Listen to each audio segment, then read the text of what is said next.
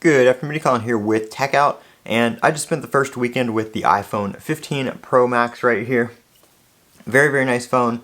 I just want to get a little pet peeve thing out of the way before I talk about my experience with it, and that is people who spend $1,200, $1,000, $1,200 on these phones, depending on what phone you got, Pro Max, and then they go in here and they go to settings, and they're, oh, yep, let me turn off the always on display. Let me limit my battery to 80%. Let me turn this off. Let me use low power mode. Oh, yep, I don't want the battery to drain at all. I don't want to put any wear or tear on my phone. Oh, yep, I'm just going to disable half the features the phone has to save my phone. Like, I understand wanting to make your phone last longer, but why are you spending $1,200 on a phone to disable all the key features of the phone? That doesn't make sense to me. If you're gonna pay $1,200 for the phone, use the damn phone. Like, all weekend on Twitter, people, yep, oh, the battery life, like, oh, yep, the phone's getting hot, I'm gonna turn this off, I'm gonna not use the always on display this year to maximize, my battery health went down to 95% last time on the 14 Pro Max, so I'm not gonna use always on display and see if that helps it. What, really? A battery is $99.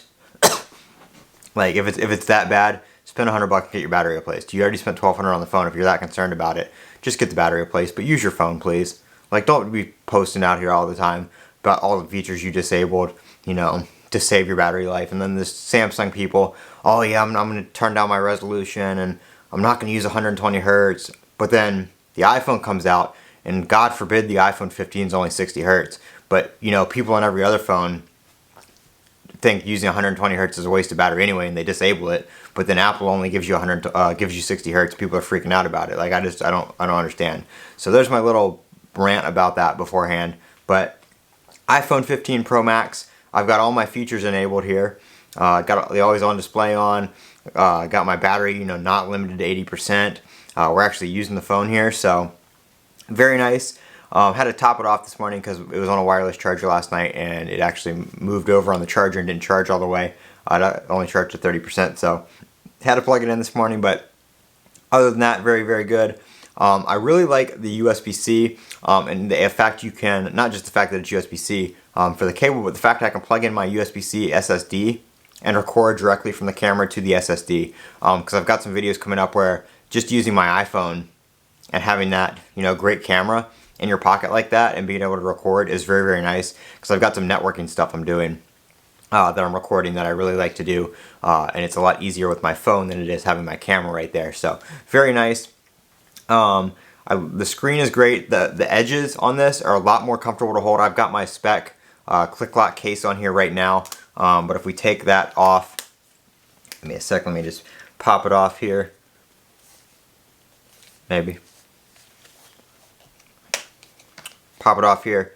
Edges of the phone, very, very nice. You can see some fingerprints on the screen protector, but other than that, very nice. I love the titanium frame.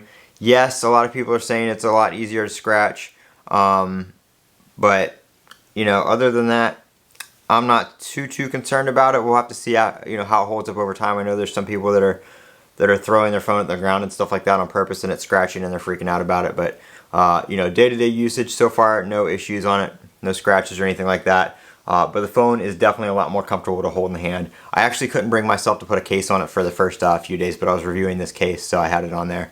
And it's got the click lock for the MagSafe right there, so that's why I was using that. A lot of people are asking me on my Discord. We had the pre-order chat Discord. A lot of people were talking on there about battery life and stuff like that.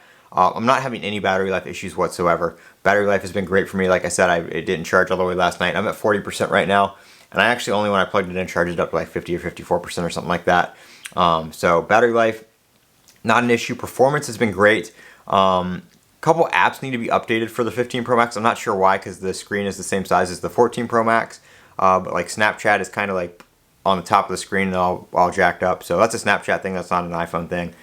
I charged it to 57%. So you can see, I got the light on, so it's kind of hard to see, but it has been been being heavily used right there. I don't know how well you can see the graph, but it's been pretty heavily used. So no complaints with the battery life department. It seems a lot better than the 14 Pro and Pro Max I had, how they were doing on iOS 17. So we'll see how that works out with the battery life and battery health this year. The fact that it seems to be getting a lot more usage, per charge. So you're not having to charge as often, which is really what was killing the battery life and the battery health, in my opinion, on the 14 Pro Max. But overall, that's my first weekend with the iPhone 15 Pro Max. Just as an overall like physical, weight and feel in the hand, definitely a lot better. The design didn't really change too much if you just look at it, like spec wise. But if you actually hold one in your hand, it's night and day different. And I really like it. So that's my first weekend with the 15 Pro Max. I'll of course be doing some more videos, but I just wanted to get some of that out of the way and do that little rant at the beginning there. So thank you guys for watching. Don't forget to comment, rate, and subscribe, and call the Techout. Have a great day.